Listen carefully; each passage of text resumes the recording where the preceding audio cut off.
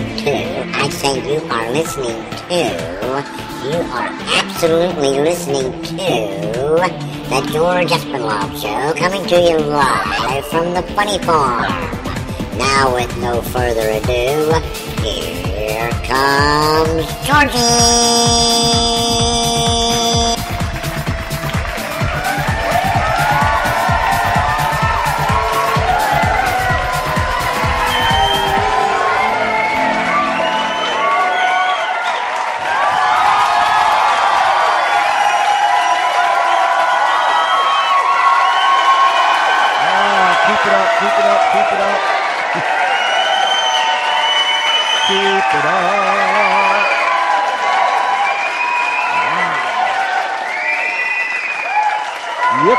Yippee.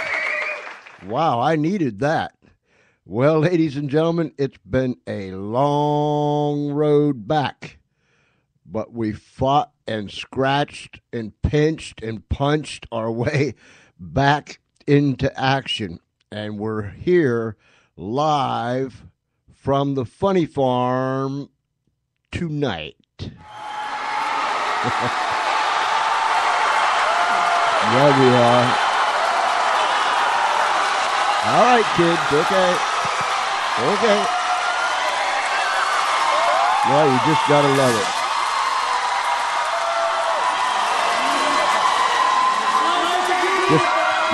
Thank you, Isaac. It's awesome. Wow. To all of our friends down the street, around the corner, across this great nation, and around the world, I welcome you to the George Espinlove Show, coming to you live from the Funny Farm. That's right, you heard me right, from the Funny Farm in a place called Our World. We have no idea where that is. We don't even have a mailing address. We don't have a mailbox, but we do have an email.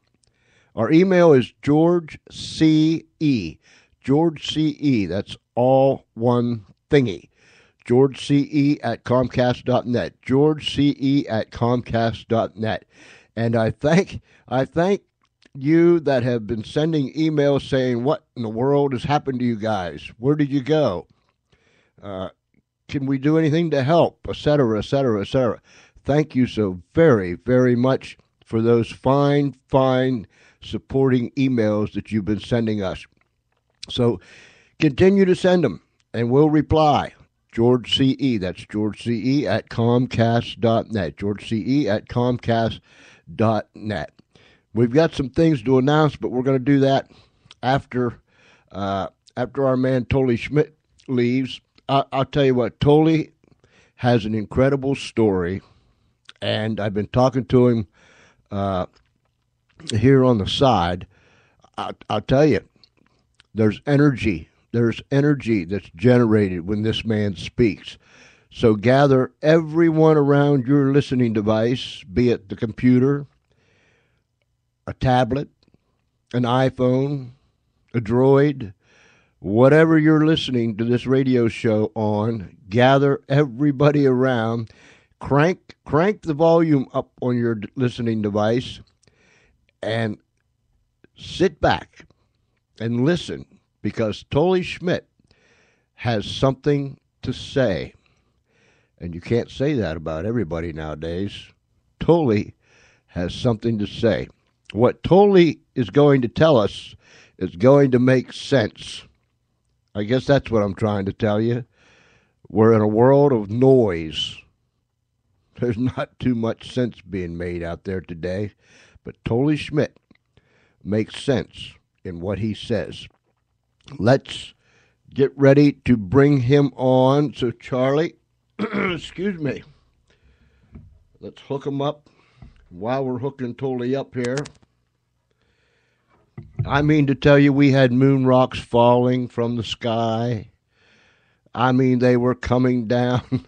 They were falling one upon another, and they were all coming down on us. Electrical problems. Internet glitches, this and that and those and these. And last night we finally got on the air, and I think 48 minutes into it, We had another major power failure, and away we went. But it was posted. So go in and listen to last night's show, Unshackled, the Kathy Leslie story. All right, I'm done lip dripping. We're going to bring Tollie Schmidt on. Tollie, welcome to the George Espinlove Show. Well, thank you. It is a real pleasure to have you. Well, I appreciate it. I'm glad to be here. Let me tell you what's been happening around here. Mostly everything but good. Since we were ready to go on the air Thursday night, and we had some electrical problems. Friday night, we had some internet burps. Saturday night, we had some more electrical problems. And these things occurred just about the time we were ready to go on the air, anywhere from 30 minutes to 10 minutes, somewhere in there, and it just seemed like the moon rocks kept falling down upon us. Right. Last night, we finally got on the air. We were due to go on the air at 6:30 on the network, and right before we went on the air, 10 minutes before we went on the air, part of the lights went out. Not all of them, just part of them. So you did like one of those candlelight services? Yeah, one of them. You know, dim the music. Yeah, there you are. Some of the rooms were lit up, some were very dark. And so we called the electric company, and we had power here in the studio in this part. And so we cranked it up. We were like 18 minutes late getting started. We cranked it up, and we got 48 minutes and some odd seconds of the show before we blinked out for good. So, oh my goodness, that's what we've been clawing and fighting and punching through these last 4 or 5 days. But the electric company was up the street. They put a new transformer in. It looks like the internet glitches are all taken care of. And so we are up and running at 100%, and I'm so glad that you made it. That is awesome, especially because you never realize how much you depend on the internet until you don't have it. And then you're like, oh my gosh, yeah. What am I going to do? Yeah. And when the internet was blurping, there was no way we could contact our listeners through Facebook or Twitter or any of the other social media outlets. So there we was, just hanging out there. Yeah, and no one seems to pick up on smoke signals anymore, no matter how hard you try. No, you're absolutely right. and all our wood was wet anyhow, so we couldn't go that route. Oh, man. Tollie? Well, at least you got it all fixed. That's a good thing. I'll say. We're ready to go now. We're fired up. We're ready to go. Excellent. I have been reading your material, and as I told you before we went on the air, just reading your material has energized me. Well, good. You have a real story to tell, and the story's by far, it's not over yet. You've got a long way to go yet, right? Oh, yeah. Yeah, I mean, I definitely feel like I missed out on so much of my life. I'm trying to catch up, and I feel like I'm always behind. I saw you on the 700 Club interview. Mm-hmm. Tremendous. I guess that's how I can sum it up. Just literally tremendous. Could you give us a little bit of background? Sure. Really, I mean, what I'm doing now, and also I guess how my story started getting picked up, was the fact that I grew up as a fat kid and then ballooned up to, like I tell people, well over 500 pounds, because I don't know the exact number, because at the time at the hospitals, the scale stopped at 500. And looking at my photo and stuff, I was probably closer to 6. I mean, it was at the point where I couldn't walk down the driveway without losing my breath. I couldn't sit behind the steering wheel of the car. I mean, I was dead at that point. And it was just I grew up just as a fat kid, and the struggles that I had, and the excuses that I tried to use in order to try to push blame somewhere else. I mean, I tried them all. It's like, oh well, maybe I'm big bones. Like, really? Bones don't jiggle. It's like, I can't use that. You know, maybe it's a thyroid problem. And it's like, maybe it's just you need to walk or stop eating so much. It's like, it's got to be something else. I mean, you always try to look for blame somewhere, or then you turn to the acceptance mode of, I mean, one of my favorite movie stars during that time period was Chris Farley. I'm like, he's fat and he's awesome. I would love to be Chris Farley, because I did acting and skits and comedy and stand-up, and I'm like, this guy's amazing. And so you try to trick yourself into you're happy being that way, but you're not. And then how quickly it just snowballs, and you lose absolute control until you're just stuck. And you are basically knocking on death's door at that point. And up to that point, it's kind of funny because I had a great childhood, except for, of course, all the teasing and everything, which made me have to rely upon my wit, my banter, sarcasm, which I really watch now, because that was my defense mechanism. And that's how I got into stand-up, was I was very quick at coming back at people and either tearing myself down or tearing them down before they could hurt me. And then I learned that wasn't the best approach.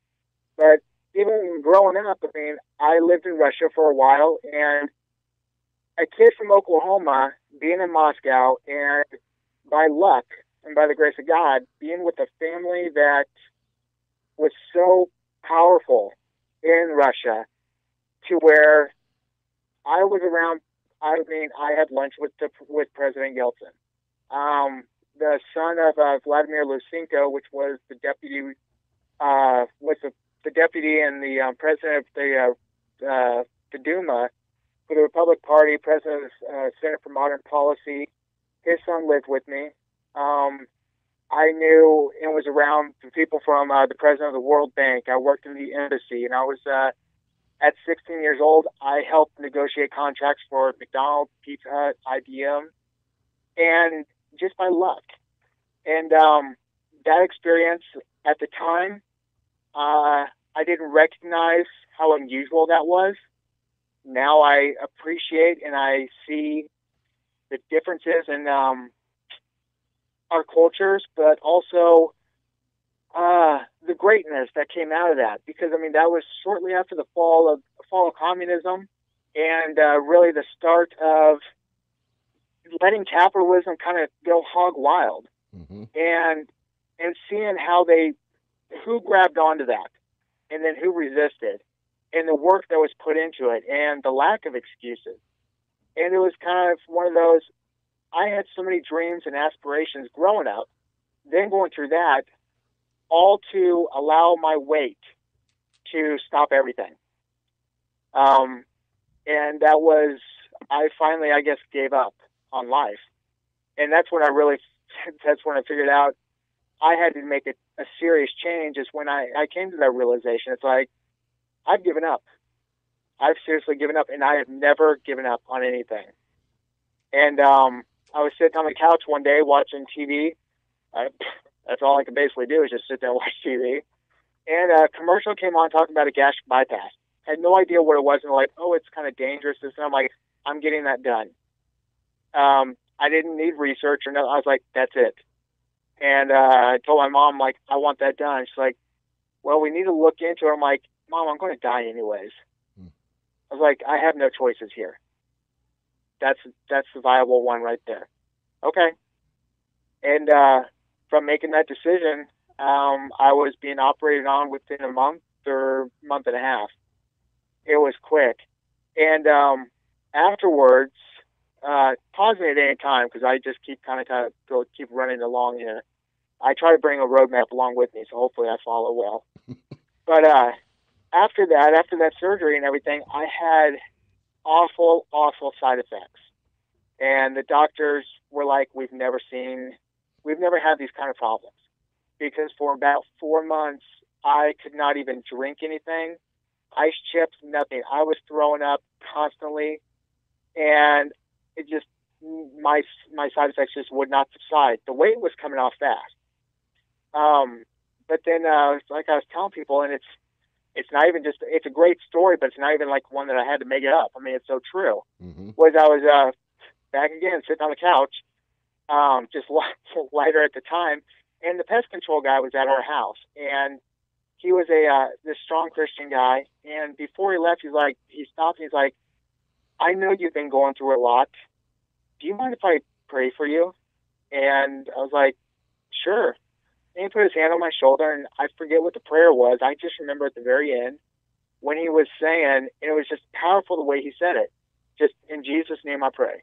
In Jesus' name I pray. And regardless of what anybody believes, faith or divine healing or nothing, all I know was at that moment I felt a lot of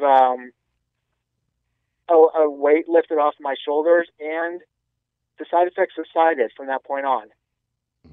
So it was just, that was another turning point for me. And the weight continued to come off until I was down to about 300 pounds. And then I started, because I was eating and everything at that point, I started gaining a few pounds. And I was like, no, not doing this again. And then I realized, it's great that I kind of got a surgery that just basically took my stomach down to the size of a pea. Mm-hmm. But that's not going to last forever because the stomach stretches. I still have no idea how the body works, how food works, how anything about nutrition or anything else in order to make sure that this doesn't happen again.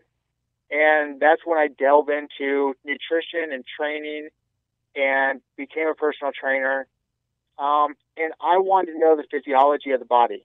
I wanted to know how muscles work, how you did everything correctly, the quickest way to get weight off, how to keep it off, how foods interact with your body, what makes our body work. And I delve into all of that. And that's how I got off that last 100 pounds. And I'm still trying to, I still like getting off a few more and everything, but I've been staying around 180, 190. And my energy level is out the roof, and I feel good. I haven't been sick or anything in years. And so I really became kind of branded as a child obesity expert and as a trainer and everything. So I started speaking because I was naturally good at being in front of people because of all the acting and stand-up. And I was able to connect to people. But where people really liked me was the fact that because of what I went through and I understood what it took to actually make all the changes and how to create those changes for everyone else, was the fact that I had no fluff, and I never was a person that liked fluff. I was one of these, just shoot me straight, don't try to make me feel good about shutting me down or something. Tell me the truth. Mm-hmm. And so I would be blunt with people. You'll get people that will come up to you after speaking somewhere, and the tears will be coming. It's like, I've struggled with this my whole life, and then the mom is sitting there, it's not your fault. I'm like, no, stop. Stop. That does no good. Mm-hmm. You have to decide you're done living like this, and you can't blame anybody else. I'm not saying this to hurt your feelings. I'm saying this because the most empowering thing that you can do in your life is realize that you control it. And right now, you're not even allowing yourself to control your own life. You're allowing excuses and other external forces to decide things for you. You cannot do that. Because we are programmed growing up. All of our belief system, how we do things, it's all been programmed. When you're born, you're basically an empty computer. You're an empty computer chip. You're not formatted yet or nothing. And our brain processes exactly like computer. You're formatted, you're programmed a certain way. And you can learn how to change that formatting. You can learn, this is why I think this way, and how to change it.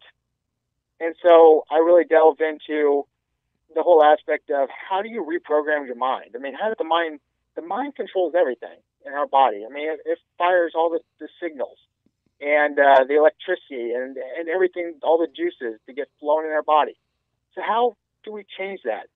I mean, how can individuals be so successful and live at such a high performance all throughout their life while others struggle, are depressed, and just, I don't want to live like that. So what's the difference?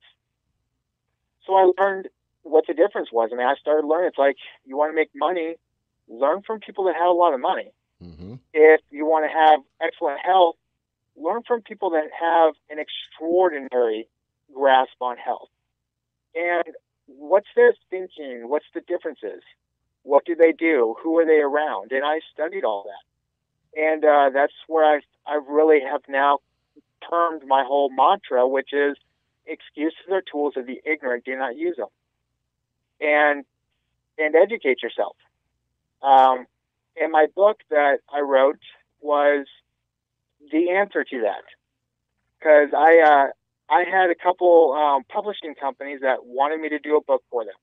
However, they wanted me to do a diet book because it was marketing gold. Put the fat picture up next to the other picture, and it's like, this will sell. And it's like, yeah, but I don't believe in diets.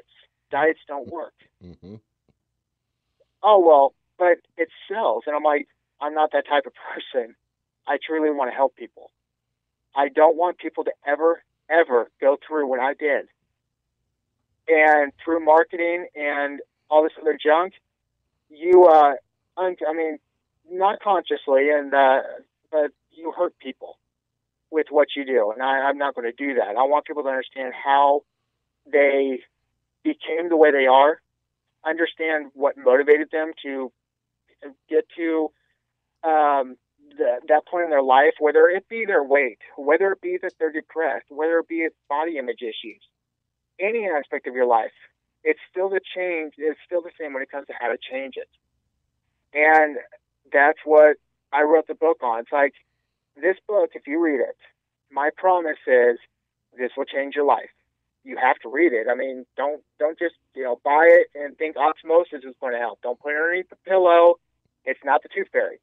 You have to actually read it. But if you do, it will change your life because it has for so many people. And it's based on science. It's based on our human physiology and what changes actually trigger different moods and emotions, understanding what emotions and feelings are telling you and how to change them to get to a better point of coming up with better answers, seeing things differently to where you're in a more empowering state, to where it's not this, oh, woe is me, but rather, okay, I'm done thinking like that. There's got to be a way around this. There's got to be a way out of this. I must have done something like this before, so what did I do then?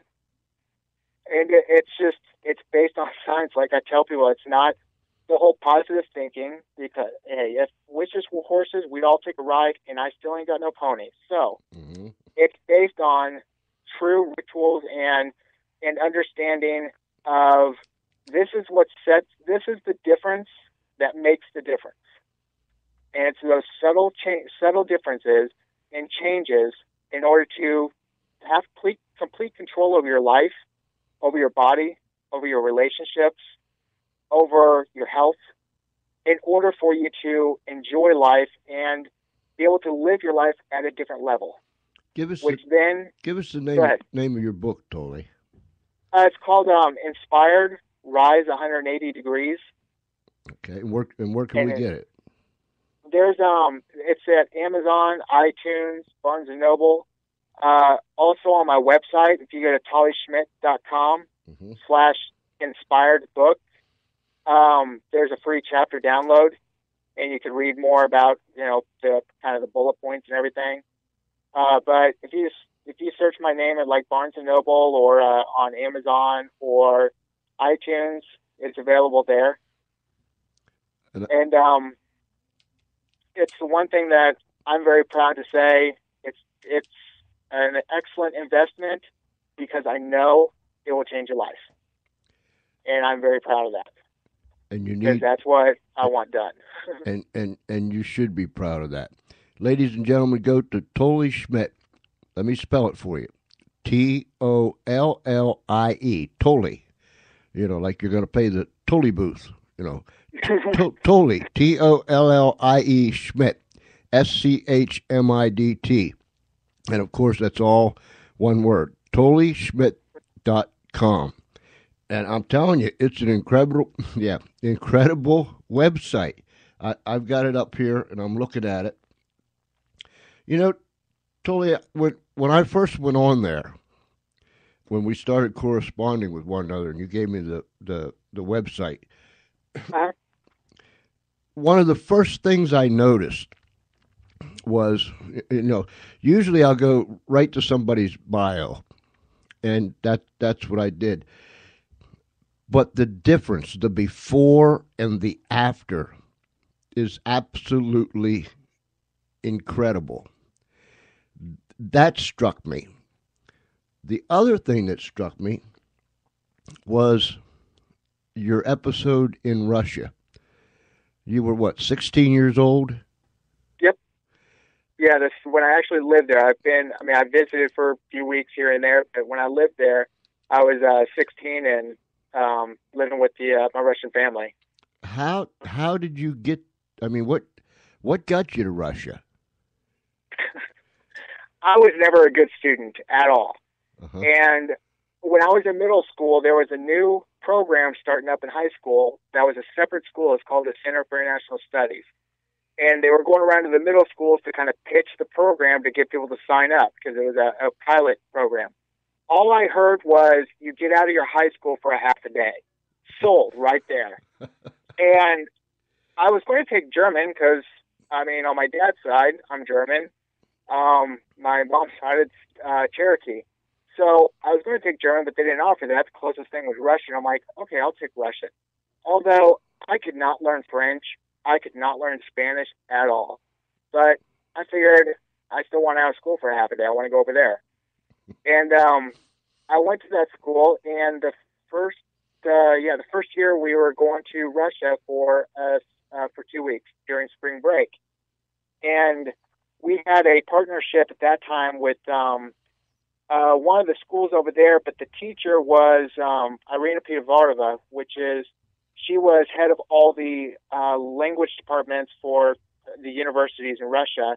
And also her and her husband have a firm that they're basically the official translators for the World Bank, NASA, dignitaries. They both speak like 7 languages, fluent. Perfect. Mm. She taught me English when I lived over there. Perfect English and everything.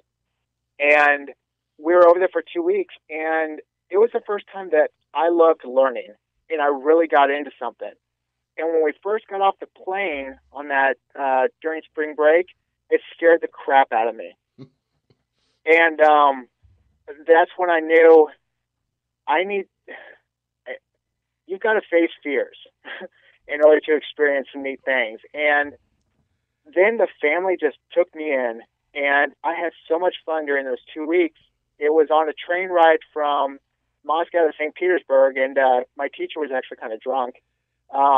And she was like sitting on the couch, across from us in the train, and I looked at her, I was like, I'm going to come back here and live and go to school for a semester. She's like, no, you're not.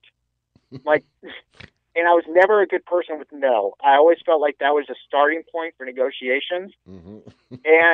But she never budged off that whole no. So then it became, yes, I'm going. And when I got back, I basically started pitching the idea and trying to figure out how I could make it done. And my host family's like, we want you to come live with us. We'll put you in school. We're going to take care of you. We'll make sure everything's fine. And the Russian teacher was on. She was at the school for 2 years as an exchange program and was heading back to Russia. So she was going to be back in time when I would be going over there. So it ended up being, when we went, it was just me and one other girl. We weren't part of any group or any official program. It was just unsafe. You're going to live with these people. You're going to go to this school that basically is for the diplomat kids and other, I guess, the well-off and everything inside Moscow. And then you can work part-time at the embassy and also with their businesses and stuff, and just basically have a semester of half a day at the school and then doing our own thing to experience the culture. And that was mind-blowing to me because the school, we were in a third grade class, so, and they were learning German at the time, so it's like, oh, this is really helping us. I mean, we're sitting there going, eins, dry, why are we doing this? But so we'd go to the school for half a day, and then I would go to work with either Victor or Vera or go to the embassy, or they would have things lined up for me. And I started meeting just heads of state, leaders of business leaders, and because I was around them and they trust me like family, I started having British, Irish, and American businessmen contact me and say, I've been here for 6 years. I can't get to anybody that you're able to just walk in and see.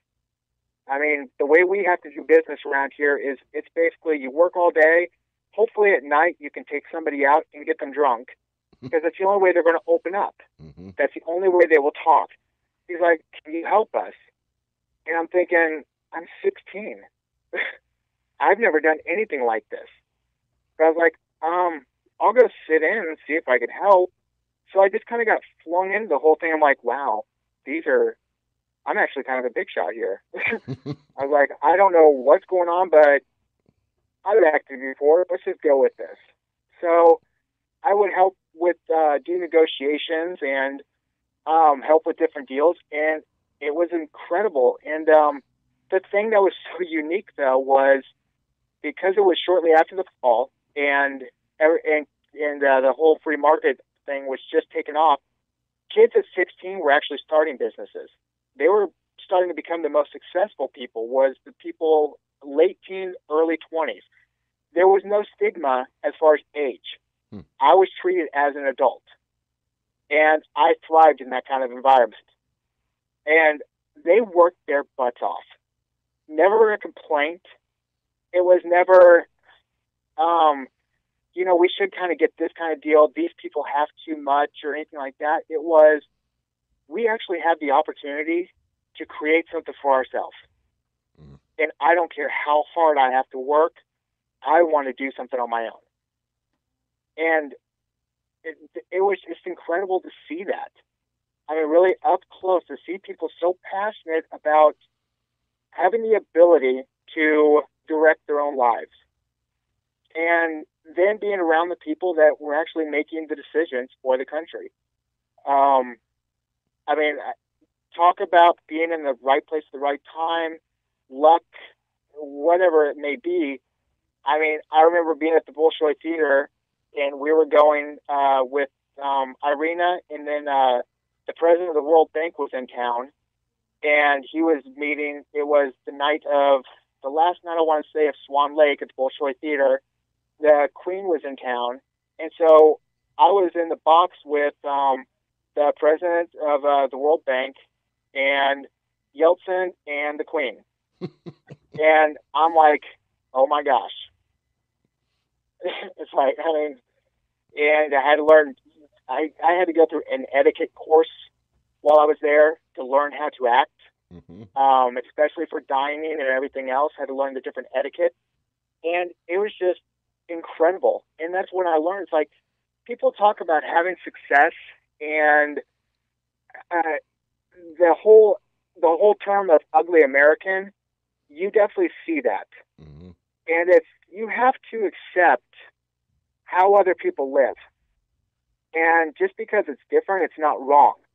And there was a couple times that I got people got in my grill over my judgment because even though I was living with a very well-off family, Victor, who was originally Ukraine, he's from Ukraine.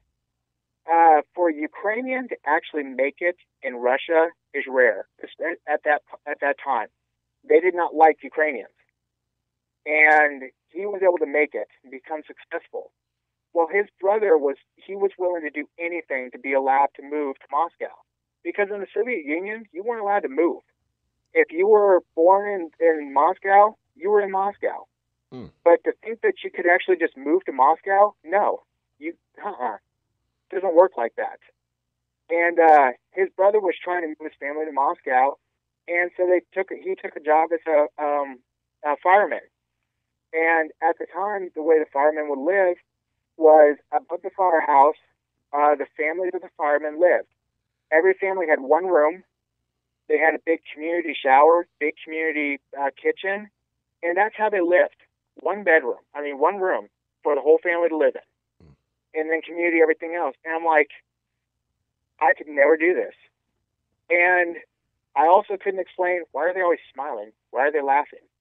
Why are they just happy? And they were completely happy and content and ecstatic that they were able to get into Moscow and be able to work their way up into getting out of there and to do something else. And I was humbled by that. And it was one of those, how do we talk about poverty? And you haven't seen poverty. These people, from our point of view, would be basically homeless. They didn't think that. And they were so happy with what they had in their opportunity. And it was our level of living compared to others around the world is just it's totally different, and you can't take that knowledge of, well, if they don't have all these things, then they must be really poor and miserable. That's not true. Mm-hmm. I mean, since then I've been down the Amazon and I've worked with the tribes. They have nothing. They're perfectly happy. I mean, and I've been throughout Mexico, and I've been all over Europe.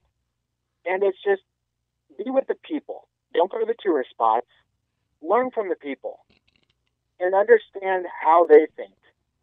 And that was one of the things with Russia, especially, is you have to understand how they negotiate and how they do things. Like, if you're not ready for somebody to threaten you and yell at you and basically intimidate you, then don't try to go in negotiation with the Russian.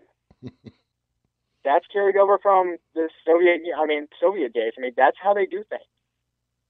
And if they intimidate you and it's almost like they smell fear, they're going after you. Mm-hmm. And so it was an incredible experience, and one that I didn't really fully appreciate till much later on in life. And then especially after I went through my change in life and started helping people and started building my own business to apply those ideas and those principles. And I really learned to love learning and take every opportunity I could to basically pick somebody's brain. I mean, if they were really good at something, I wanted to find out what they did so I could replicate it. So when you were in when you were in grade school and middle school, you were heavy. Did I read that you were somewhere around 200 pounds in the 6th grade? Yeah. I mean, I was always fat. And I actually had to switch, my 6th grade year, I had to switch schools because the one I was at, the tormenting got really bad, and I got like almost suicidal. It got so bad because I'd walk into the lunchroom, and at one point somebody screamed, "Oh my God, he's coming, everybody run to the other side, the floor's going to tilt." And things like that. And I couldn't handle it at that point. And so I was switched to a school where I played football, and everybody that I played football with, that was the grade school they went to. So I kind of had friends there. But throughout grade school and middle school, I mean, all the way through, I was always very big. And when you were in Russia, were you as big, or were you starting to grow taller? No, I was still very big. Okay. And I had to overcome that quickly. Because, I mean, that was, everybody knew I was an American, too. Mm-hmm. I mean, you'd have somebody walk up on the street and say, fire, or do you have a lighter? I mean, they wouldn't even ask in Russian. It was English, because they knew you were an American. So it's kind of like, yeah, you're not Russian. And so, yeah, I mean, it was definitely a stigma over there trying to work through that process. And that's when you had to basically put your best foot forward, and that was my personality. I had to be outspoken and engaging, because everybody forms their first opinion within seconds. Mm-hmm. So it was, crap, the first thing they're going to see is slob, fat. I need to break that. I've got to come up with something better. And so I really had to work on how I spoke to people, how I interacted with people. You know, we've got a whole society of young people from from kindergarten all the way up, and even so-called adults, and they have tremendous problem. I watch some of these kids around here, such as in middle school and high school and any school. And you can go anywhere in this country and see the same thing. The only thing that's different is the name of the place. Mm-hmm. But you see young people that's off by themselves, and you can look at them, and you instantly know. I mean, if you're looking for something, you instantly know that little girl or that boy is depressed. They don't fit. They feel that they don't fit. Something isn't clicking for them. So it's not only those that are overweight. What you do applies to everyone with everything, doesn't it? Yes, it does. And I'm very big on, when I do speaking engagements or I'm in a location or something, I notice the ones who are shy. Mm-hmm. Or the ones that won't, and I will call them out, or I will do something to get them to laugh in order to build a quick rapport with them. Mm-hmm. So I can kind of bring them out of that shell and be able to talk to them. And I will basically have some extra time with them, because they have to also understand, look, you can't expect people to come to you, but you cannot be afraid of living life. You can't be afraid to go have a friend. The greatest thing we have in life are our relationships. We're built that way. Human beings need to have relationships, that personal relationship. I mean, everybody has to feel loved. Everybody needs to feel wanted. That's a normal need that we have. But you need to, if you feel shy or if you feel anxiety, we can work through that and actually get you to a point where you're going to be much more bubbly and outgoing and understand, why am I feeling this way? And where you can start engaging the world and embrace it. And it's like, you're going to have people that are not going to like you every once in a while. Uh-huh. That's going to happen. It's going to happen if you're sitting in a corner and they're like, he's just not even talking to me. He thinks he's all the better. Yeah. Like, so regardless, that's going to happen. And especially nowadays, I mean, you have these people that they're one person at school, but then they go home and they get on the computer and they try to live an alternate life, mm-hmm. a different life, and they try to create alter egos and everything. And it's sad. Rather than try to create their life to be what they want it to be, they go into like a darkness, into this dark area where they have this alter ego, and that's where all this bullying is taking place. And no one's really, I mean, I hate the bullying that happens, especially online. And then when I hear the reports when after the tragedy happens, mm-hmm. they commit suicide, no one ever knew. Really? Mm-hmm. I'm seeing the YouTube videos. Right. I'm reading his posts. You didn't know? Yeah, I always found that what's the word?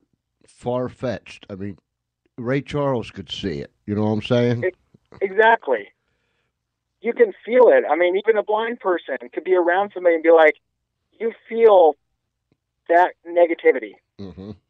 Mm-hmm. I mean, it's just like if you walk into a house after a fight just happened, they can be smiling. You know something happened. Oh yeah, There's yeah. that feeling that just hits you. And it's that, I mean, there's that energy. I mean, because we all have basically, we're nothing but electrical currents going on inside of us. So we do project a certain energy. And you feel that. And you can feel when, whoa, this person is really, something's going on here. And a lot of times they just need somebody to talk to them. And when you're out in the world, smile at somebody. I mean, because I stay in hotels quite a bit and everything, if I'm staying with somebody, I mean, things that I notice because I do them. If you walk by the maid, do they acknowledge they're there? Will they say hi and make eye contact? Because that's a big deal to me. I'm one of those people that when I walk down and there's a housekeeper or something, I make eye contact. I say hi, how's your day? And it's amazing the kind of smile and just the thrill of recognition you get from them. It's like I don't care what job somebody's doing. They're a person and they matter. I And I like it when people do that. And sometimes, excuse me, sometimes, how can I say this without sounding like uh, the numbskull that I really am? S- there are times that I do it just to have fun, and that's for lack of a better word. I can't think of what I'm no, what, I understand what you're saying. but somebody will be. I'll see somebody in the store or on the sidewalk, and they'll just look like there's something bothering them, and I'll catch their attention either by nodding to them or if they're getting coffee, I'm getting coffee, and I'll ask them, "Are you okay?" And I mean, it's like it's the face that they make. I mean, it's not an ugly Mm-hmm. face. It's a face like all of a sudden just it lights up. Like now, you're either the goofiest person I ever met in my life, or you really meant, "Are you all right?" You know what I'm saying? Yeah, I mean, it's nothing for me if I see somebody like you can tell there's something wrong with them and everything else. I'll like sit next to them and be like, "Don't you just hate it when freaking strangers come up and then just start a random conversation with you when you apparently you didn't ask them to sit there or nothing like that? Does that drive you crazy?" And they're kind of looking at you, they're like, and then they kind of get what you're doing. It's like, oh, yeah, no, it's fine. I mean, rather than say, "Is there anything wrong with you?" or something like that, because then it's breaking the ice real quick, making them laugh, and then kind of it opens the door to see what they're saying or what I mean. Because a lot of times you can figure out what's wrong with somebody by what they say. You don't even have to ask the question. I mean, they'll put a certain emphasis on a word, or you can tell what kind of story they're saying, or you can come up with what's really going on inside of them. So you can try to address that, or at least just get shock them enough to get their mind out of that state Mm-hmm. and get them into a more empowered, into a different state to where they're not feeling that depression. Because I get grief sometimes with people because I was like, in all honesty, depression, you have to work really hard to get depressed. Yeah. And because of your physiology, I was like, if you want to look at somebody that's depressed, you can pretty much, without looking, you can tell me what they look like. Their shoulders are down. They're looking down. They have short breath. They're talking like this. You can, because they're putting their body and creating that feeling. It's hard to be depressed when you put your shoulders up. You start breathing in and out. You're smiling. You can knock yourself right out of that state of mind Mm-hmm. and into a better state. And it's like, it is as simple as that. Your physiology changes. We know from studies that breathing stimulates your brain, stimulates the different neurons, and it starts firing differently. So you start thinking better. You feel more energetic. You through motion creates more thinking, and it creates a different state. I mean, if you want to start feeling differently, start moving differently. And so it's simple things like that. It's like once you start getting there, it's a lot easier to work with somebody. Mm-hmm. But so many times you see somebody like sitting with their head like in their lap, and you'll see somebody go put their arm around them and just let them sit there like that. It's like that's not going to help them feel better. Mm-hmm. Right. And the dangerous part is that when you put your arm around them and you touch them, sometimes unconsciously they're attaching the feeling of how they're feeling in that moment. Mm-hmm. You putting your arm around them. So anytime, like if you try to give them a hug, it's actually, they're going to process it as a negative feeling Mm-hmm. rather than a burst of love or something like that, because of how our mind works and how we see a situation or we recall a situation and how we attach meaning to events in our life. And a lot of that has to do with what kind of state we're in at the time, and something takes place. You'll attach that to that unconsciously. So a lot of times you don't want to touch somebody until you can get them out of that to where they're feeling much better. So when they see you, it's a good thing.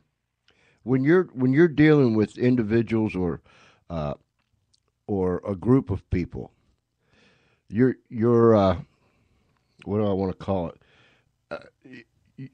Your main emphasis keeps going back to you're not a victim, no excuses. Am I right? If I'm not right, correct me. No, that's correct. And I show several examples, and then I ask questions. I'm like, tell me what can you not control? What is it that's stopping you? And I will get every excuse, and then I will basically tell them how, no, that's not really true. And many times, the reason I don't like diets is because how many diets have you already had? And, oh man, tons. And you've always failed.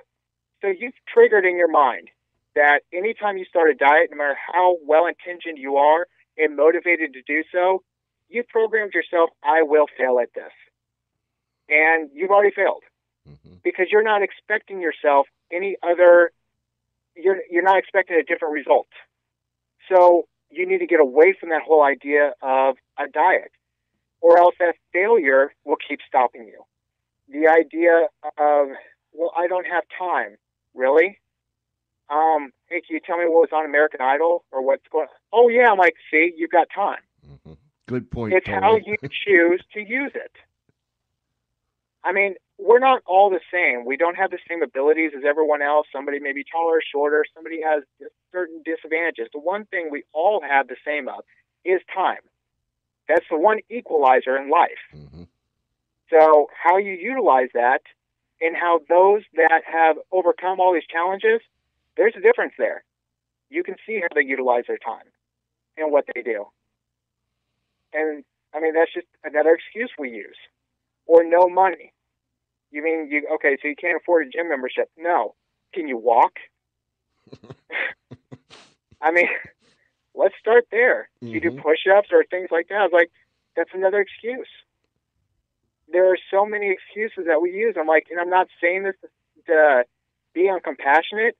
It's because I feel the true compassion is making sure that you're not set up to fail. Mm-hmm. And that's what I'll show, like my fat picture, and be like, that is what happens when you utilize any excuses. I don't want you ever to be like that. I don't want you to ever feel like you don't have an answer. I don't want you to ever feel like you are at the mercy of someone else. I want you to be in full control of your life. And we have one thing that started back in the 60s and has gotten even worse, as well-intentioned as it is this whole self-esteem movement. Mm-hmm. Be happy. Everybody's a winner. Well, that's not true. and through that, you're taking away the goodness of competition. You're taking away the strive for excellence. And you're trying to basically you're trying to dumb everybody down to make those that aren't doing anything feel better about themselves. Well, that may sound compassionate, but is it really? To set them up for failure, to set them up for when they get out of college, I can't get a job, and no one's. I thought I was told I was special. I would just get a job in this and that, and then they don't know what to do with themselves. So it's got to be somebody else's fault. And it's like, that's not compassion. Compassion is making sure they're set up to succeed and know how to find the answers to the questions that they have and how to persevere. That's the life. That's life. And those are the happiest people around, because it's not about how much money you make. It's about the quality of life you live, how much you give back to others, the relationships that you have. And if you can't love yourself, if you don't understand yourself, if you can't make yourself happy, how can you ever give those feelings to somebody else? Right. So that's what I really teach. I mean, that's what I show people, is that it's great. I mean, we got so many people that's out there to change the world, but they can't even change themselves. Our whole society is hung up on this. It's okay to be mediocre. You don't really anymore. You're not promoted. You're not the winner because of your merits or because of what you did or what you accomplished. It's you're brought down, and everybody is trying to be taught mediocrity, and we'll go nowhere like that, right? No, and I mean, I've really got an issue with like things that are the terminology being used, the focus group terminology. Mm-hmm. And I have never thought that in America that you would hear politicians, the president, the leaders of our country telling you to strive to be in the middle class. Yeah. I've never heard that. It was always, you can be anything you want to be if you're willing to work, persevere, and overcome. Mm-hmm. Not, if you play by all the rules, you do all the right things, you should be able to make it into the middle class. Like, what is that? Right. Whatever happened to the human spirit, the individual, the person? It's just, everybody's not the same. And there are people that are in, like, the inner cities. They do not have the same opportunities like I did. So there are disadvantages. How do we fix that? That's not usually fixed by giving handouts, because it almost enslaves them, and I hate that. But you kind of look at, we have statistics, we have studies about education and everything, and it just shows that you can take somebody from the worst situation in the inner city, and if they get into like one of these magnet schools or charter schools, that is extremely hard. I mean, there's a lot of homework. It's nonstop schooling. Mm-hmm. They are able to catch up to those kids that are going to private privileged schools. Because the difference is that it's not how many people are in the classroom. That has absolutely nothing to do with it. It's how much time are they actually studying and stimulating their mind to learn.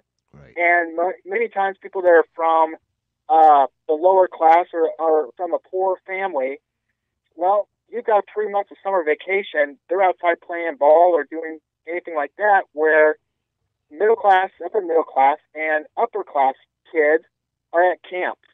They're reading. They're in educational type programs all through summer. So they have all that learning before they go into the next school year, when you have the child that is in a impoverished area that is now basically starting at scratch again every time they go back to school. Mm-hmm. So, I mean, there's like changes that we can do in order to set them up for success. And also it develops a work ethic. And that's something that a lot of people are lacking is, I mean, life, the best thing, you have rituals, things that make you successful and set you apart. And there's no work ethic at all. And I mean, I was shocked when there was like a bill that was going to be passed where if you're 16 or under, you can't work on your family's farm. Mm-hmm. Because that's like child labor. And it's like, really? You mean kids that are outside getting exercise and working on their own family's farm, that is good. Yeah. I just, it's like, but at the same time, you're trying to push initiatives for obesity when you're telling them, you need to sit inside on the computer. And it's just incredible. It's almost, there are all these good intentions, play it out. Mm-hmm. Play it all the way out. What does it get us? I mean, little things that you can notice. It's like the Empire State Building was built in, oh gosh, I want to say like 3 years. Back in 1910 or back in the early 1900s, the Empire State Building was put up in like 3 years. Mm-hmm. The World Trade Towers, how many years later, they're still not done? Right. Right. And all this technology, what's going on? The American ingenuity. When was the last time we've had a cure for a major disease? Mm-hmm. Long time ago. Polio, I believe, was the last vaccine. It was the last time that we cured a disease. And there's something to that. It's like, what's changed? And it's kind of, you have to say, it's nice to say that we're the greatest country the world's ever seen. However, many empires around the 250-year mark have failed. Yes. And we're getting to that point. And I understand the compassion issue and wanting to make everybody feel it's just be happy. But that's not how life works. You need to contribute. And you need to serve your fellow man. It's not the government's job to actually take care of people. It's ours. And that should be something that you strive to do. Help your neighbors. Help your friends. Help people. I often tell people, I grew up in the 50s. I was born in 1948, so I grew up in the 50s and early 60s. And in 65, I went in the Marine Corps when I was 17 and blah, blah, blah, blah, blah, blah. But I always tell people that's a lot younger than I am, my mother and dad and the neighbor kids' moms and dads would all been locked up today because they told us, go weed the garden, go cut the grass, go trim the hedge, and there wasn't none of this, I'll do it later, because that could bring the wrath of God upon you, if you got lippy. But they would have all been locked up for child abuse because there was no ifs, ands, or maybes about it. You were going to learn how to work. You might not learn anything else, but you're going to learn how to work and be responsible. Yeah, you would come home, and it was chores, mm-hmm. homework, then probably for entertainment, read a book or something, mm-hmm. and bed. Yeah. It was none of this. After school, maybe cut a class or two, go hang out with your friends until you watch TV till late hours of the night, then go to sleep. Hardly any homework. It's just, during the most impactful years where you absorb the most information, it's being wasted. Yes. And I say that from a point of, I wasted so much time, so much opportunity I wasted. And I hate knowing that, but I did. And I don't want other people to lose that. I get almost jealous when I meet people that have read so many more books than me, mm-hmm. know all these different things. Like, I want that brain. I love learning. And then applying that to life and applying their strategies to be more successful, to do more things, and to be able to help more people. That's right. That's life to me. That is the juice. That's the mojo basically flowing right there, is the impact that you can have. And I see no benefit or impact to people when it's this idea of compassion or everybody needs to feel good, and you're setting themselves up. You're setting them up for unhappiness, failure, and mediocrity. And how is that compassionate? That's right. It's not. We need to get back to our rugged individualism, where we you, this brain, and I tell people I only have one half brain cell left, but anyhow, this brain that God gave us is one of the most beautiful, powerful mechanisms that the world has ever seen. I mean, it's beyond words. Yeah. And I tell our listeners, we bring guests on that will that will provoke us to think. Don't pay attention to what somebody else is so much saying or what they're thinking. You think it through yourself, and you'll realize that your brain actually works. You think that's a pretty neat little mechanism I got up there. And it will slow down if you don't utilize it. It's a muscle. Uh-huh. And I tell people all the time, like, don't believe anything I say. Question me. Question everything. Question your own beliefs. Mm-hmm. I mean, if you truly believe it strong enough, you should be able to question it.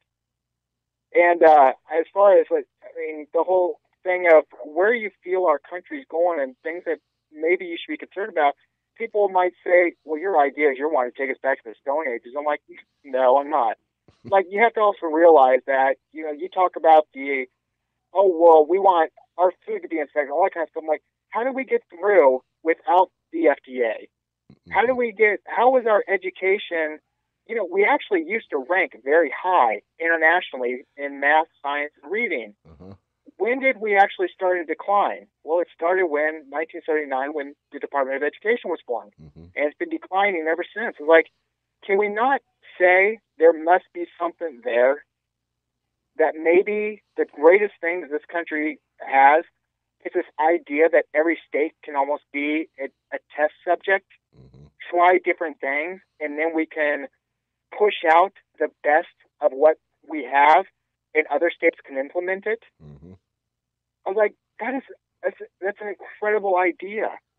Like, but you can't teach everybody the same way. How can somebody up in Washington, D.C., in a department that's all about farming, supposedly, dictate how we grow an orange if they've never even seen an orange tree? Right. Just like, how can somebody in Florida tell somebody how to grow an apple? Exactly. I'm like, but this is what we're doing. I was like, and also, just to shock you a little bit more, in that huge building, the Department of Agriculture, there ain't one farmer. It's all lawyers. Exactly. I was like, yeah. So what are we doing? I was like, whatever happened to, I do not like all the preservatives and all the stuff that's being put into food. I believe that is one of our most serious problems. And I tell people flat up, I'm like, haven't you noticed how girls at, much younger seem to look like much older women? Mm-hmm.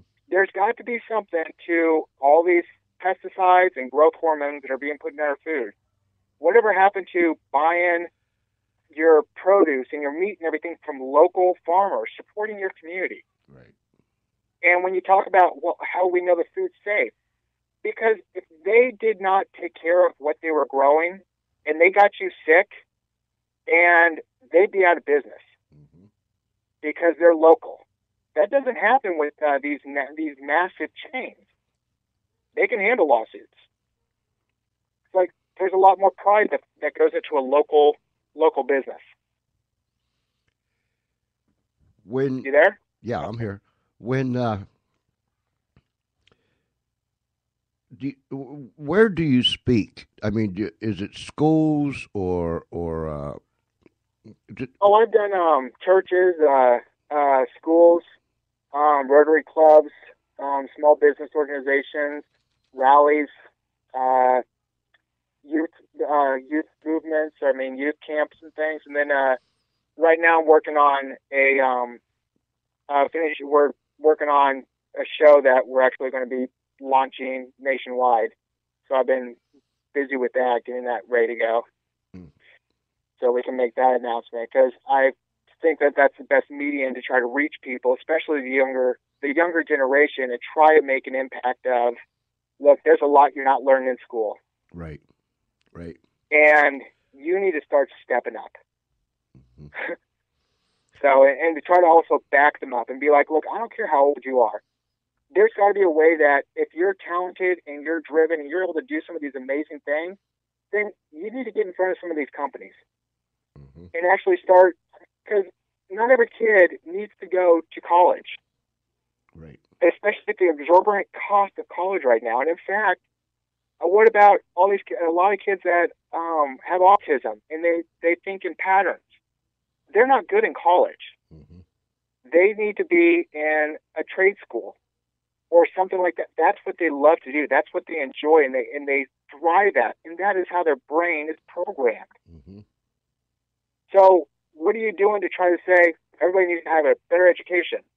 Well, you're actually setting them up for failure and a lot of pain, because they don't function that way. Not everybody's made the same way. We have to build on strengths. And they have brilliant minds. People that think in pictures or think in patterns, brilliant minds, when they're used and allowed to create in the way that they function. But there's always a stigma like, oh, well, they have autism. They're not as smart. It's like, Mm-hmm. oh, they are so much smarter Yeah. than you or I at their specialized area. And there's differences. I mean, some of them, if they're great at math and music, but they're not very good at reading. That's Right. hard for them. Somebody that thinks in pictures are able to build the most amazing functional operations and play the whole thing in their mind before construction's even built, and they can see every single flaw because they see everything in 3D, in motion, and design that. But they can excel at geometry and trigonometry, but they cannot do algebra. Right. Well, the way our schools are set up, you don't get to geometry and trigonometry unless you pass algebra. So it's one of those, well, that doesn't make sense, especially because geometry and trigonometry was around before algebra. Mm-hmm. I get to spend quite a bit of time with young people,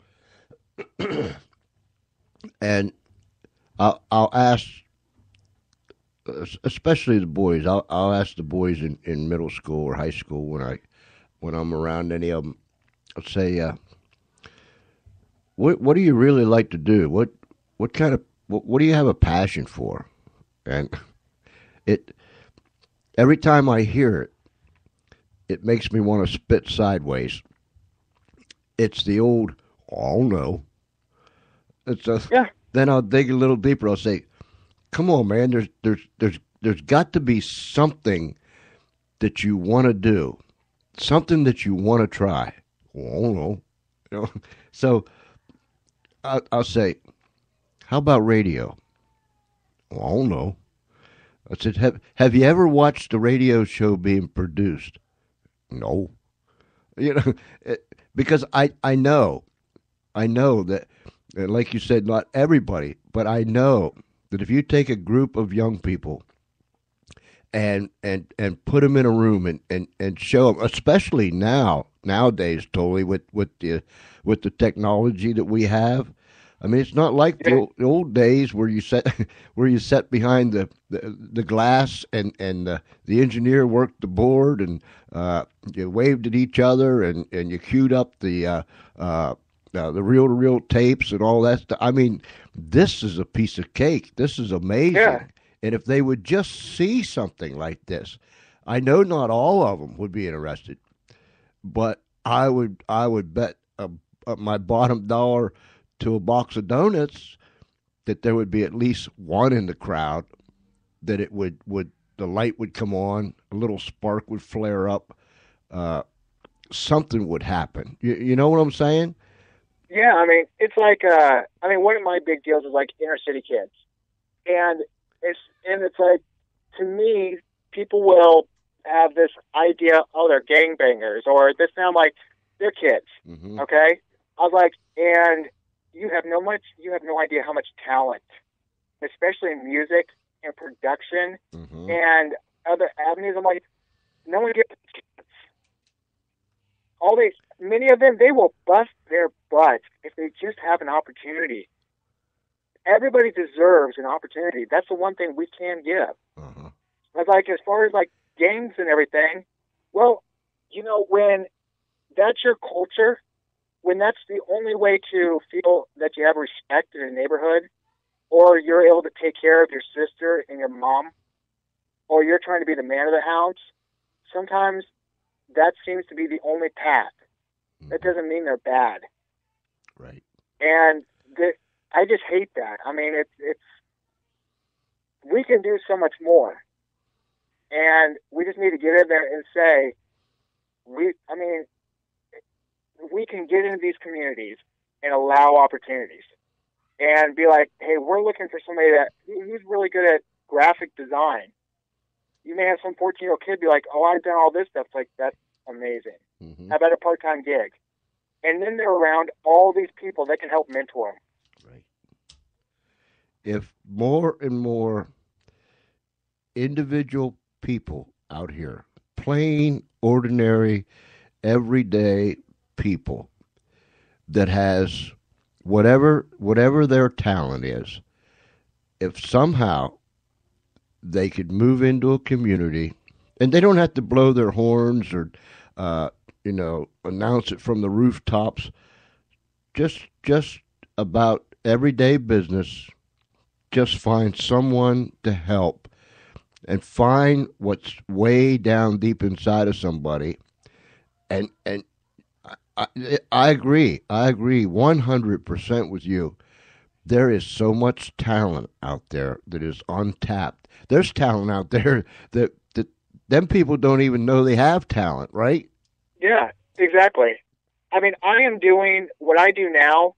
I would have never dreamed in 1,000 years I would have done growing up, especially in the arts and graphics and design stuff that I do.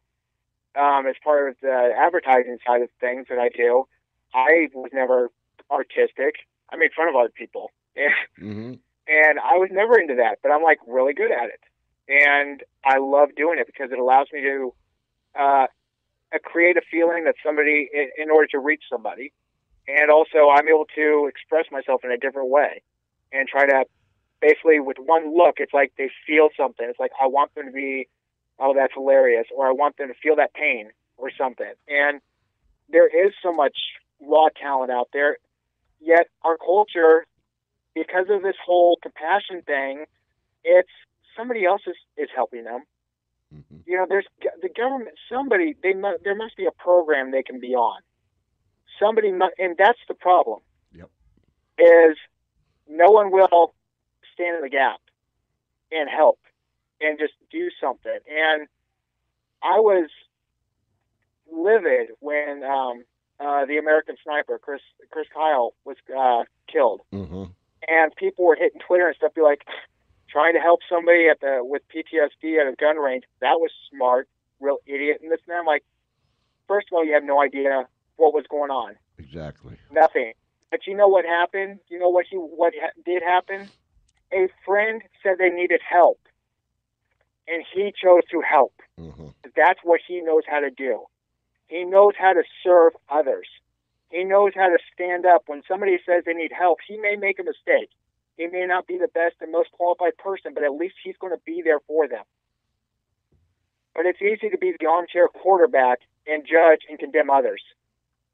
But we don't have a lot of people that will stand and help at this and be there for people.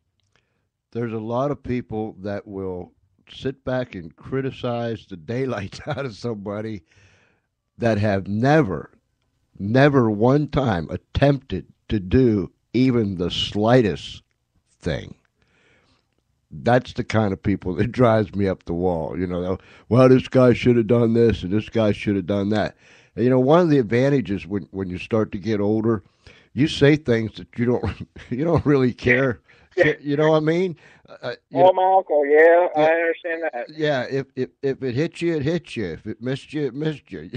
I mean, it is what it is. Get over it. That's one of the advantages. But I don't understand some of these people. And when I hear somebody say that, you know, if they're talking about building this or doing that, how many of them did you build? Well, I never, and they start stuttering and slobbering all over themselves. You know, I'll say I didn't think so, and then I'll walk away. But there's multi-million of those kind of people that can criticize everybody else that's doing something. And a fellow I used to work with a fellow. He used to say, "Come on, let's go do something, even if it's wrong." So all right. And I mean, I'll tell people, I'm like, you're afraid, or you're afraid that you're going to fail. You're afraid people are going to laugh at you. They're going to criticize you. Well, guess what? They will. Mm-hmm. And you know why? Because they're too afraid to even try. Right. Remember that. You won by standing up on that stage and trying. Mm-hmm. Everybody has got to remember that feeling of Susan Boyle when she walked out on the stage in front of everybody and they laughed at her. You saw their faces like, oh my God, this nasty old woman. Mm-hmm. Oh my gosh. But she knew what she could do.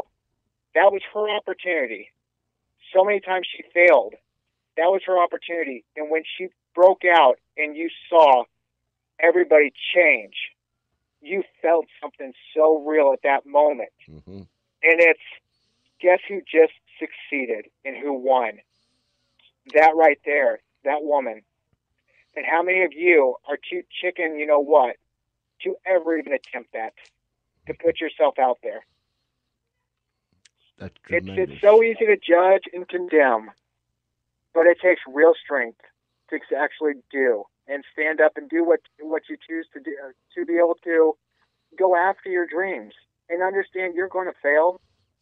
That it's not failure if you until you give up, because you've got to make these little mistakes. That's part of the success, is the growth and the learning along the way. Mm-hmm. I mean, you look at Bill Gates and all these people. You know how many years they spent non-stop learning computers, learning programming, tinkering, and trying and everything. And then finally, it all clicks. And it works out. But they could have given up at any time during those many years. But they didn't. That's the difference. Because all they saw was this vision of what it was going to be when it was complete. Right. That's all they saw. They didn't see the process. If you see the process, you won't even start. If you only envision the completed, something so real that it's already done, you do whatever it takes to get there. You don't even worry about the process. Exactly. And, I mean, that's... Totally, give me the name of that book again, where we can get it. It's on Tollie Schmidt, and it's Rise 180 Degrees. I'm sorry, Inspired Rise 180 Degrees. Mm-hmm. And you can go to my site. It's tollieschmidt.com /inspired book, or there's a tab on the top that says Inspired. You can get a free chapter download. Or just type in my name or the book name at Barnes & Noble, Amazon, iTunes, and it's available there. Cool. And I'll give our listeners your website more before we go off the air tonight. And I did put it up on our news page, our show page. Well, great. So I'm going to post the show up later this evening. Okay. Tollie, I sure would like to meet you eyeball to eyeball, my man. You are an inspiration. Well, thank you. I knew you was bringing energy. I knew it. I just knew it. And excellent. And I like to hear your passion. I feel your passion. And man, I just wish you all the best in whatever you do. Thank you so much. I wish you all the best. I appreciate it, and I hope everybody out there in your audience truly takes a chance and says, you know, something, I'm not happy where I am, but it's time I start doing something to achieve what I want in life, because I'm worth that. You're worth that. That's right. That's right. Totally stay in touch with me, will you?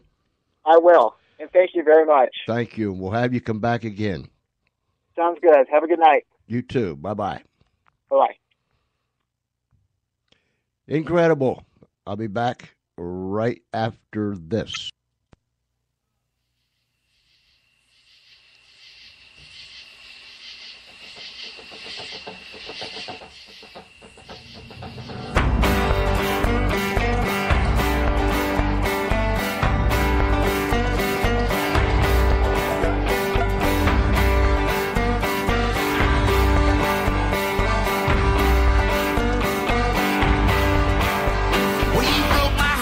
Thursday, babe, by Friday,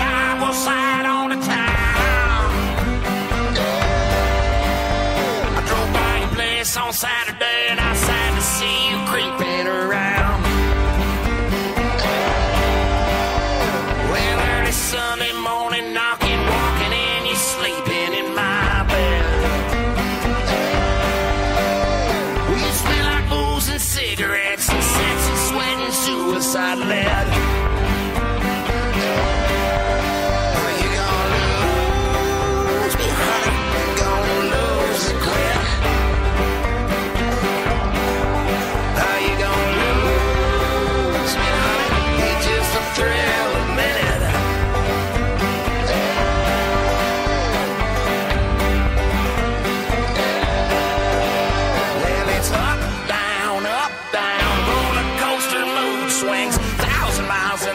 Just to please the queen of everything, and it's up, down, roller coaster mood swings. When you don't get your way, I know you hate to make a scene. Are you gonna lose me, honey? You gonna lose me quick? You gonna lose me, honey? You just a thrill a minute.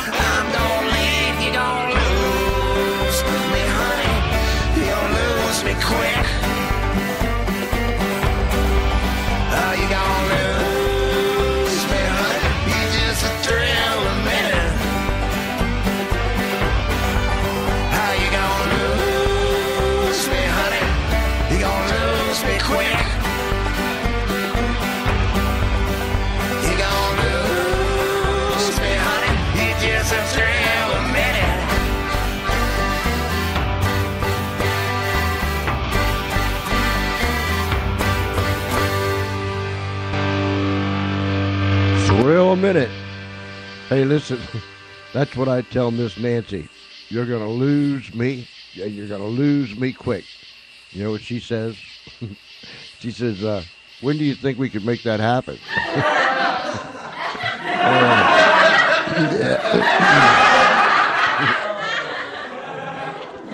That takes all the feistiness out of me when she says something like that. Hey, listen, you're if you don't know where you're at, like me most of the time, you're listening to the George Espinlaub Show, coming to you live from the Funny Farm in a place called Our World. We don't know where that is. We don't have an address. You know, when we go out into the real world from Our World, we can't wear one of them little sticky things on your shirt or on your pocket. You know what I mean? That says, my name is, and in case I'm lost, you know, throw me in the nearest mailbox. Here's my address. We can't wear none of that stuff out there in the real world because we don't have an address. We don't have a mailbox, but we do have an email. George C.E. That's George C.E. at Comcast.net. George C.E. at Comcast.net. And thank you for all the emails you've been sending us. And I know that there's more to come. Wow. We have had some interesting days since last Thursday, but you know they're behind us. We are running at 100%. I better knock on wood as he taps on his own head. We are running at 100% right now. All evening, we've been running at 100%. And it just feels so good. And I'm not sitting here anticipating any moon rocks to fall down upon my head. Where's my paper at? Let me reach back here and get my paper. Paper. Yes, I know, Charlie. I know. I know. Okay. Hey, we're working on some new projects around here, and we are getting our Skype up and running. We have a Skype number now that you can call in from anywhere in the world. You can call Skype to Skype, or you can call us on your cell phone. You can call us on your landline. You can call us any way you can call us. We have a Skype number. Now, what we are endeavoring to do right now, excuse me, is we are trying, and I don't think it'll be too difficult. I think it'll happen quickly. We are looking for someone to work the other computer as a phone screener so that when folks call in or they Skype in or whatever, the screener can take the calls. Just get your first name and where you're calling from. Find out what you want to talk about. Just the gist. I mean, you don't got to tell them a whole lot. Just the gist, and then he or she will transfer the call right here into the sound booth off the other computer, and you're in. And you can just talk to us and tell us what you think and so on and so forth. So our new Skype number, this is the Skype number. So if you have Skype, you can Skype to Skype. Skype to Skype. Whoever heard of such a thing? Skype to Skype. But anyhow, here's our number. And if you have Skype on your cell phone, you can Skype us. You can don't scalp us, Skype us. All right, Espinal, give them the number. All right, here it is. Thank you. 302. Write this down on your hand, on a piece of paper, on a napkin, on somebody's forehead. No, don't do that. 302-497-3414. 302-497-3414. And hopefully tomorrow night we can put the old Skype to flicky whatchamacallit into action. We'll have someone outside the booth to man the call-in computer, and then they'll just simply transfer it right into here, and we'll take your call, and you can tell us what you want to tell us. So remember that number, 302-497-3414. And don't forget the chat room is open. Come into the chat room. A lot of people listen because we know they do. We get the numbers. A lot of people listen to the show. Some come into the chat room, but most people just listen to the show, which is great. That's what we want you to do. But if you really want to participate, and we don't bite, honest, we don't bite. We would enjoy hearing from you. So come into the chat room or Skype us. Our Skype number is, the George Espinal show number is, this is the show number right here, 302-497-3414. And I know that we're going to get this thing right. We've already run tests. Everything is working so nice. I mean, I just, it's just wonderful. So as soon as we get our screener, we're going to put this puppy to work.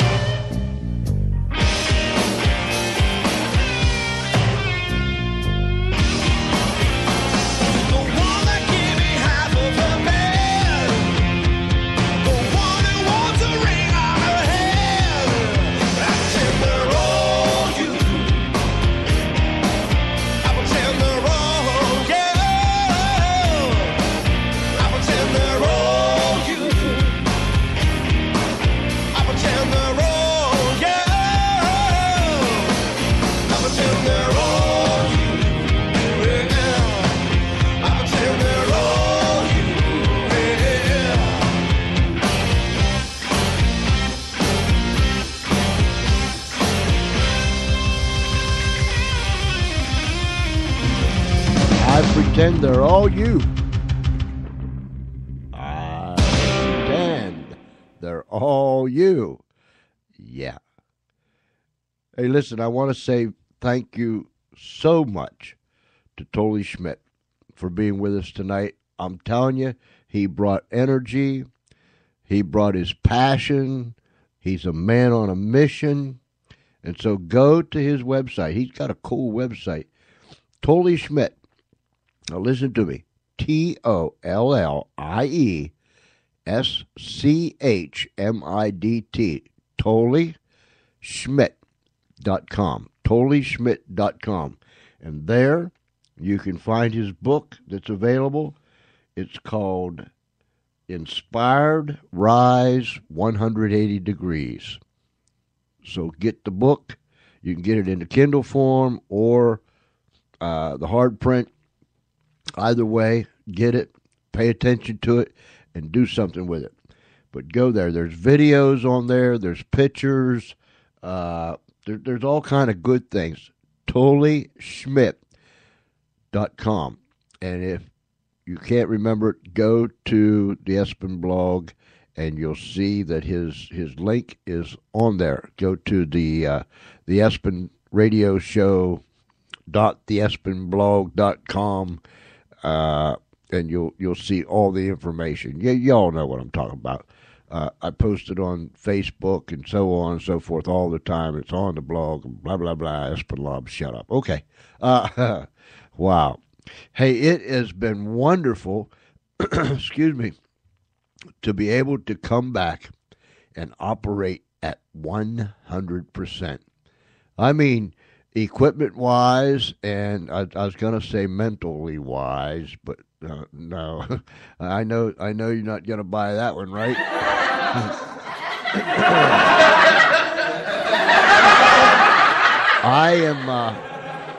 I'm firing on all cylinders. I can't talk right, but I'm firing on all cylinders. I don't know how many that is, but trust me, I know when they're all firing.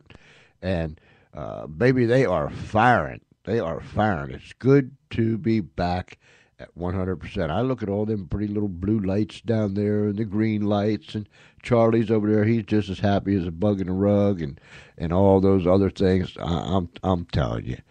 Hey, listen. We want you to tune in tomorrow night, 6:30 p.m. Eastern Time, 6:30 p.m. Eastern Time, right here on the Spreaker Network for another George Espenlaub show. To all of our friends down the street, around the corner, across this great nation, and around the world, we say thank you. I mean that. We say, from my mom to Charlie to Harvey to the whole gang here, and I'm telling you, there is a whole gang here that does this kind of stuff. We all say thank you. Thank you for your kind words. Thank you for your support. And please, tune in tomorrow night, 6:30 p.m. Eastern Time, here on the Spreaker Network. We'll bring you another George Espenlaub show. Hey, listen to me. There's a lot of love coming to you from the Funny Farm.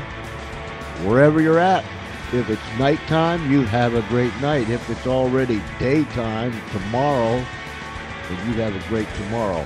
Wherever you're at, whatever it is, y'all stay safe. And remember, we care about you. I hope you come back and be with us tomorrow night and bring somebody with you. Until then, this is Espenlaub saying good night and God bless you.